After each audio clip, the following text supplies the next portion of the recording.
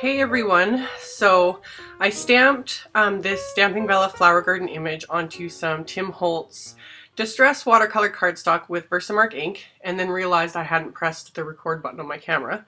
So I caught it just in time. And then I just poured white embossing powder over the image and melted it, and it takes a little while to do that when you're embossing on something so heavyweight. But once it was embossed, I'm going to tape it to my cutting board, and I always link to this in the supplies just so people can see what it is. I've been showing it a lot lately because I've been watercoloring like crazy. But yeah, I'm using the same tape that I had used on the previous video using this image, which I will link to if I remember in the corner there. And this helps to especially to tape this down because it's already warped a little bit from embossing the image. So it takes a little bit extra effort to kind of get it taped down really good and flat. And then I'm going to be watercoloring it this time with my Peerless watercolors. So I've got this little bonus pack that has a ton of colors in it. And I'm just going to flip through, and I'm just using the back side. That's what kind of shows more of the true color. So just kind of picking out the colors I like and that I want to use for this image. And then I'm going to flip them all over so that the color side is showing. I've already done a review on these if you're not familiar with them, and again, if I remember, I will link to it. Otherwise, search for my Peerless watercolor review video. So yeah, I'm going to flip them all over and then get my paintbrush, and I turned my overhead lights on so it kind of gives everything a yellow cast, but it helps to kind of reflect on the embossed image because otherwise it's really hard to see in natural light and it just looks blank. And yeah, I don't know if it's just me getting old or what, but I have a hard time seeing things lately. Anyway, so I turn the overhead lights on just to kind of see what I'm doing. And all I'm doing is I'm just wetting like the first flower and then picking up the color straight from the little Peerless papers and applying it.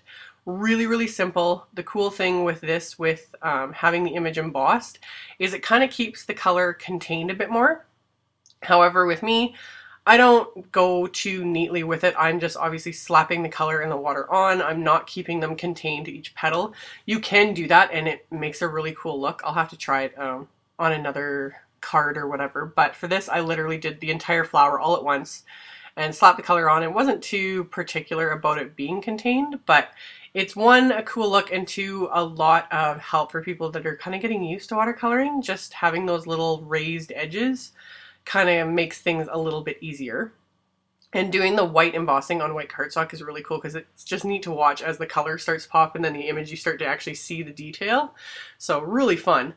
And then if you really wanted to get technical, you could put a piece of scratch paper over it and use the iron to iron off all that embossing. I don't even have an iron. I don't even think we own one in any way, shape, or form, so I can't even do that technique, and I don't really want to buy an iron just to do this. So that's a whole other technique of its own. So anyway, once everything was completely dry, I did a water, like clean water wash on the background, and then just started applying colors. So I did yellow, and then I've got this kind of aqua color and let them kind of blend, and basically I was just playing around. Again, this is nice with the embossing to kind of get it around so you're not technically picking up the extra color. Because I was a little messier with it, I still was picking up a little bit of color off of the embossing, but I just work with it. It's something to play with, and it doesn't need to be perfect. So once everything was completely dry, I'm going to peel off the tape, which is the funnest part.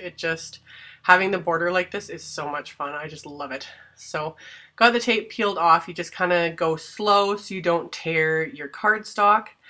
And then I thought I would get a little bit artsy. I don't know. I was just trying something new. So I took my little T-square ruler and was drawing kind of a black border around the image, and I hated it. I did not like how it looked. It might have looked better if I'd used a thicker marker. I'm just using one of my Copic multi-liners, and it was too thin and narrow, and I just did not like how this looked. So I trimmed down the image first, or kind of around it. Still didn't like it, so thankfully I still had a little bit of space left over that I could just trim off all of that and get rid of it completely. So I'm left with a narrower border, but it still works. So I was still able to use this image. So I went on to do my sentiment.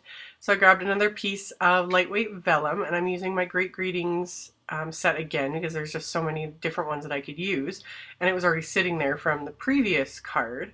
So I applied my powder tool to the vellum to remove any static, and then I'm just inking up the sentiment with Versamark, which you can't really see on camera, but I can still see it enough that I can use my little stamp positioner here so I can get it stamped straight onto the vellum, and then I'm inking it up with Versamark again. Normally with something like this, I'd probably ink it up with a white pigment ink, just in case I miss any little spots with the embossing, but since I had the Versamark out from stamping the main image there, it was just as easy to use that. So poured my little white embossing powder over it and then heated it with my heat tool, and this time it melts really fast. When you're using thinner cardstocks or vellum, embossing melts really quickly.